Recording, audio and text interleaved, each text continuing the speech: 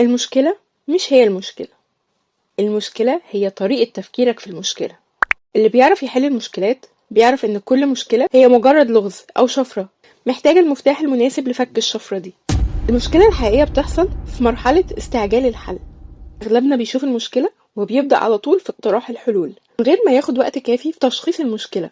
بنعالج الأعراض وبنسيب المرض الأصلي، والنتيجة بتكون حلول مؤقتة ومشاكل بتتكرر بصور مختلفة ما بتنتهيش.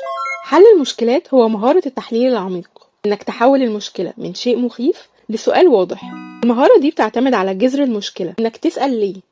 طبق قاعدة 5 مرات ليه علشان توصل للسبب الحقيقي ورا المشكلة، لأن الحل الفعال اللي هتوصله هو اللي هيقضي على المشكلة من جذورها. حل المشكلات مش إنك تلاقي إجابة، لكن إنك تعرف تسأل السؤال الصح في الوقت الصح.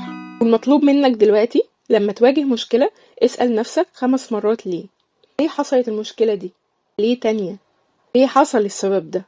وافضل كرر السؤال ده 5 مرات، لأن غالبا الإجابة ال5 على سؤال ليه هي اللي هتوصلك لجذر المشكلة الحقيقية اللي محتاجة تتحل.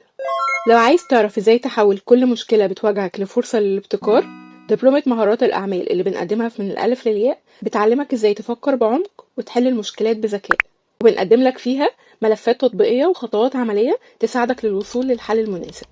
ابعت لنا دلوقتي واحجز مكانك، ولو عندك أي سؤال اكتبه لنا في التعليقات وهنرد عليه.